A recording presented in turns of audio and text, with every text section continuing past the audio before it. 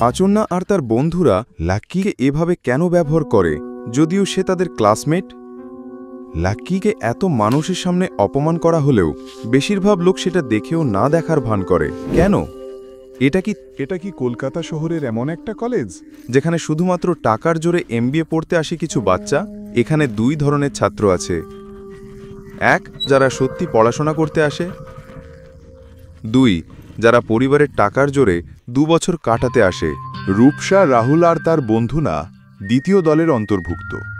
রাহুল কোটিপতির একমাত্র ছেলে, কলেজের heartthrob, bodybuilder, rock singer, social media influencer আর প্লে বয়। লাক্কি স্কলারশিপে কলেজে এসেছে, কিন্তু যে জায়গায় সে এসেছে সেটা লাক্কি কল্পনায় বাইরের ছিল। কলেজ হস্টেলেও সে অনেক কষ্ট করে একটা ঘর পেয়েছিল।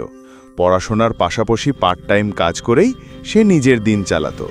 অমৃতা আর রেশমার মতো কয়েকজন ছাড়া কেউই ওর কাছে আসেনি। এই সমস্ত সংগ্রামের মধ্যেই দৃষ্টি লাক্কি জীবনে আসে।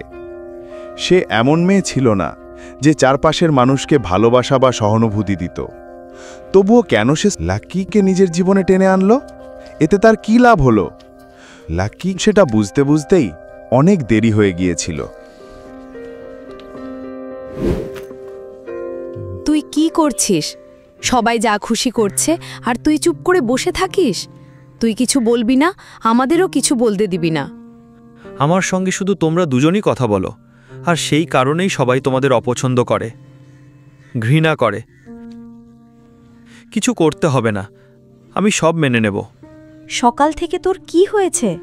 দৃষ্টির সাথে কোনো সমস্যা হয়েছে? লাক্কি দৃঢ় প্রতিজ্ঞ ছিল ওর জন্য দৃষ্টির কিছু না ঘটে।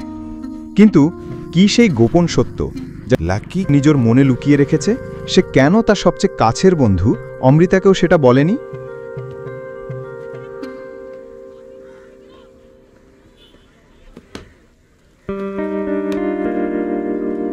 আর কিছু নেই, ঠিক আছে? দৃষ্টি, তুমি আমার ফোন ধরছো না কেন? 1 মিনিট আসবে?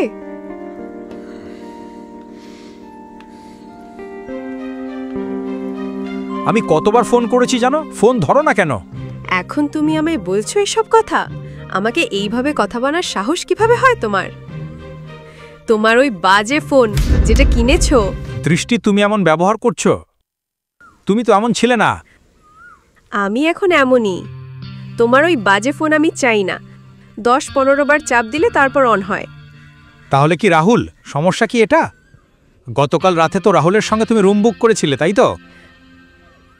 আমি বলেছিলাম আমার জন্মদিন সেলিব্রেট করব। অন্তত 1 মিনিটের জন্য হলেও আমার জীবন থেকে বেরিয়ে যেতে পারো না? তুমি একটা দিনের মধ্যে এত বদলে গেলে কি হবে? জীবনে প্রাধান্য বদলালে সবকিছুই বদলে যায়। তুমি যদি সেটা না বুঝতে পারো তাহলে আমি কি করব?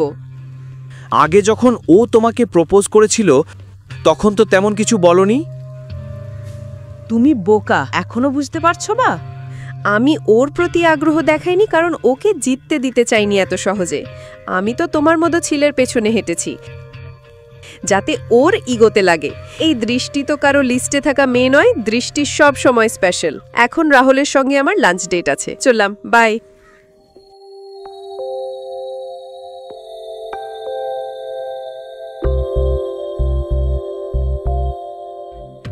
ইনস্ট্যান্ট মিলিয়নের অডিও সিরিজ শুধুমাত্র পকেট এফএমে। ডাউনলোড করো অ্যাপ এখনই। লিঙ্কটি রয়েছে ডেসক্রিপশনে।